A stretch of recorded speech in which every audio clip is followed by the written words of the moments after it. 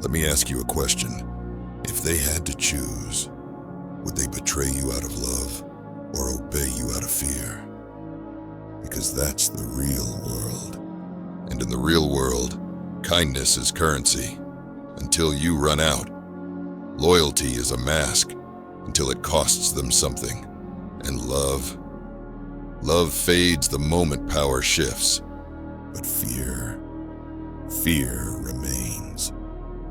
Niccolò Machiavelli didn't write fairy tales. He wrote manuals for reality. And in one line, he shattered the illusions of the sentimental. It is better to be feared than loved, if you cannot be both. But let's go deeper, because this isn't just a quote. It's a philosophy forged in political betrayal, bloodlines, and the ruins of Florence. Machiavelli was no ivory tower theorist. He lived through the chaos of shifting powers, coups, papal corruption, and endless betrayal. He watched good men, gentle rulers, get torn apart by those they trusted most.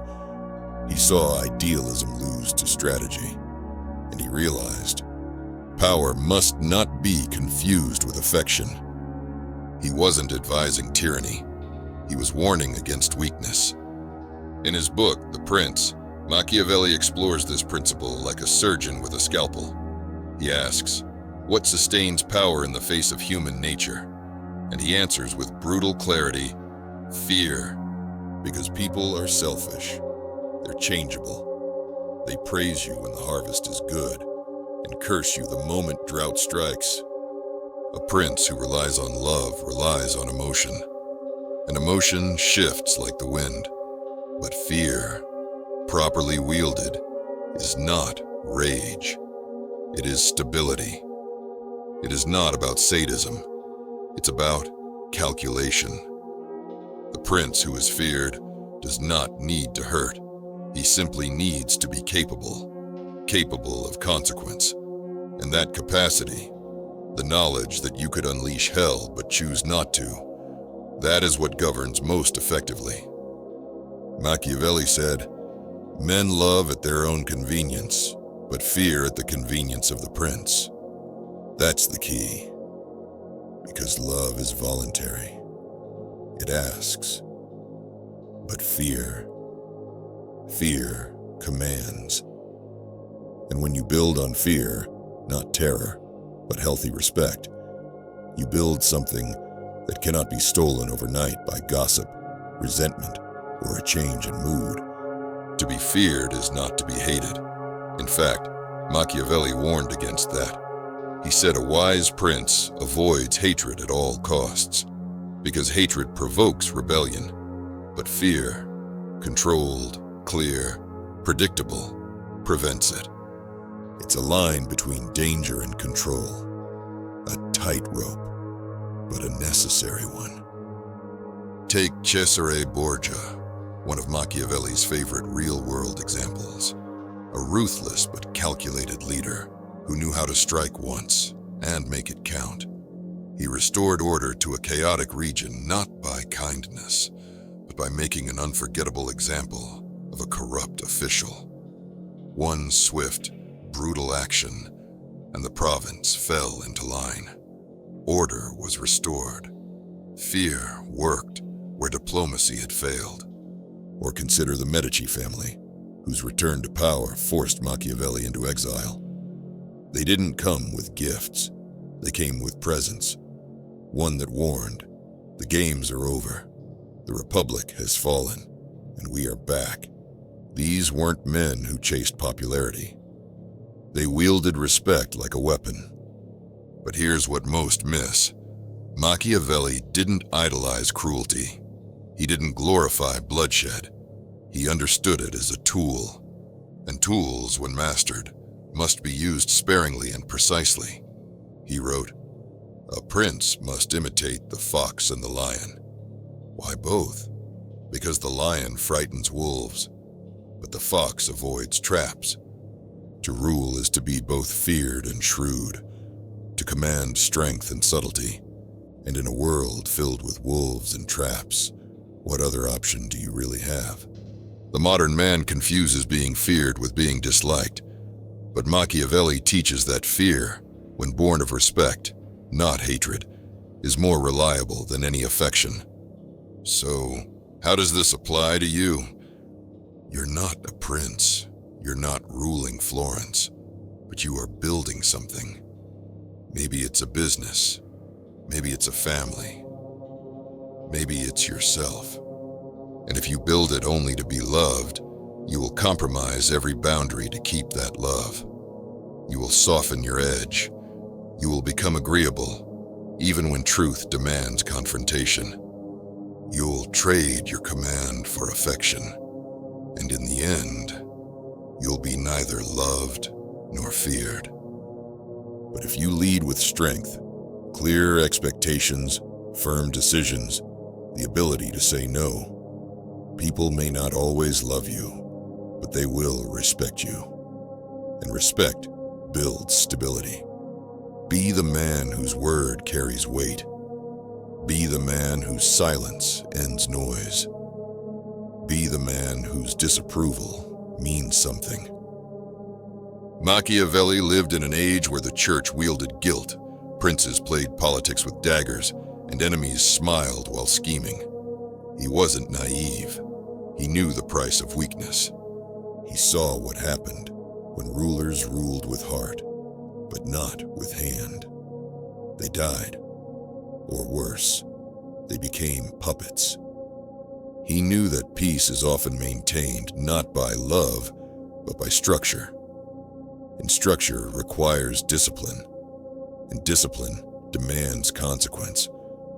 So if you want to lead, start with that. Don't aim to be liked, aim to be unchallenged. Don't aim to be accepted, aim to be unmovable.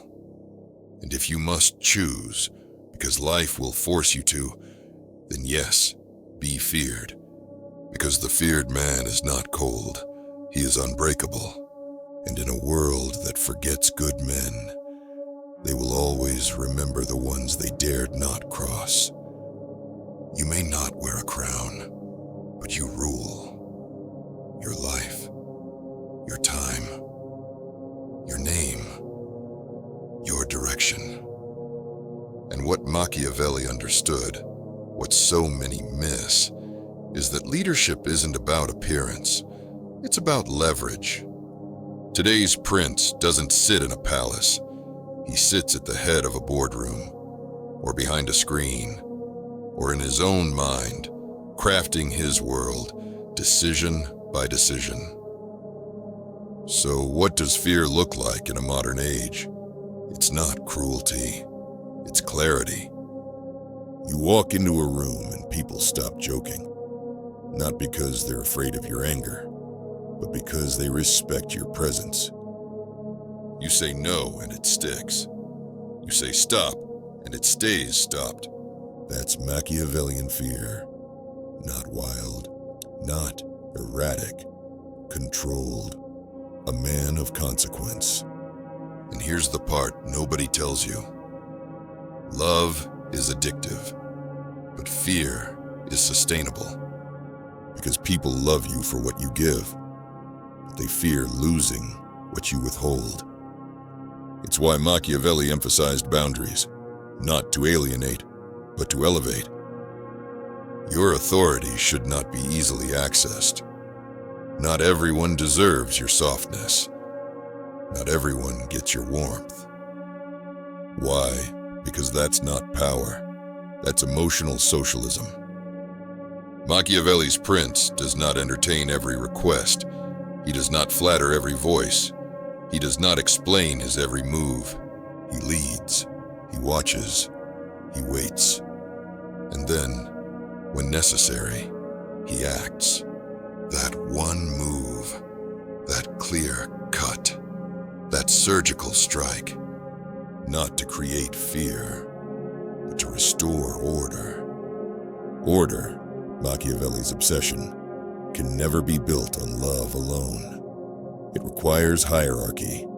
It requires distinction. People must know you are not their equal in role, even if you are in worth. This is where modern leadership breaks down. It worships approval. It drowns in consensus. It dies in people-pleasing. And the man who tries to lead with love alone, he burns out. He is devoured. Machiavelli would say, "Rule with your mind, temper with your heart, but lead with your spine." Fear in the hands of the wise is not oppression, it's structure. It creates space for respect. It creates space for excellence. And excellence, it is never birthed in softness. It requires pressure. It requires resistance. It requires the unshakable presence of a man who does not need to be liked because he knows who he is. And here's the real paradox. When you stop needing love, you receive it. When you stop chasing acceptance, you lead. So no, you don't rule Florence, but you rule your time, your standards, your legacy. And the question still stands. Do they obey you because they trust you, or because they fear disappointing you? Machiavelli would say, that's the only kind of fear worth cultivating. Let them respect the fire they never see. Let them remember your edge, even when you speak softly. Let them adjust their tone when your name enters the room. Not because you asked, because you earned it. There comes a point in every man's life where he must stop learning theory and start living law, not legal law, personal law. And for the Machiavellian man, that law must be forged in experience, not applause. Because Machiavelli's ideas weren't born in classrooms, they were born in betrayal. He wrote not for comfort, but for survival. He saw the Medici smile and kill. He saw France shake hands, then invade. He saw the church bless and then curse. He didn't theorize about power. He bled for it. So what does this look like for you? It looks like confrontation without chaos. You walk into the room, not to explode, but to expose. When someone disrespects your time, you don't bark. You pause. You stare. You say, "Don't ever do that again." No threats. No theatrics. Just clarity. Because the man of consequence doesn't argue. He ends arguments. It looks like negotiation without desperation. You enter a deal not asking, "What can I get?" You ask, "What happens if I walk away?" Because the man who can walk away holds the power. In business, in love, in life, the Machiavellian man is not desperate. He's deliberate. He understands leverage, and leverage begins with detachment. You cannot influence what you depend on, so you build, you invest, you create options, and when the day comes, you choose. You never chase. It looks like reputation without performance. You don't need to remind them who you are. You don't need to list your wins. You don't need to post it online. Your results do the talking. Your presence does the reminding. Your enemies do the marketing. Because when you're truly powerful, they mention your name even when you're silent. And it looks like kindness with precision. You can be gentle, but never with everyone. You can be generous, but never endlessly. You can be forgiving, but never forgetful. Because the Machiavellian man does not believe all men are equal in trust. He tests, he watches, he listens longer than he speaks. And when he acts once, sharply, surgically, unapologetically. Machiavelli said, "Everyone sees what you appear to be. Few experience what you really are. So you must master both. Appear warm, be calculating, appear relaxed. Be aware. Appear forgiving. Be ready. This is not deception. It is protection. You don't walk into every room with your armor off. You walk in dressed for battle, even if you're there to bless. Because your peace means nothing unless it's backed by power. Your silence means nothing unless it follows strength. And your leadership means nothing unless it's reinforced by consequence. You need a code, a spine, a strategy. Not a rule book handed to you, a system forged by you. So build it. Who gets your time? What's your line? When do you speak? What do you tolerate? And if the world tries to break that code, you don't raise your voice. You don't explain. You enforce. Because the Machiavellian man does not live in reaction. He lives in intention. He's not loved by all. He's not feared by all. But by the time he dies, he is remembered by all.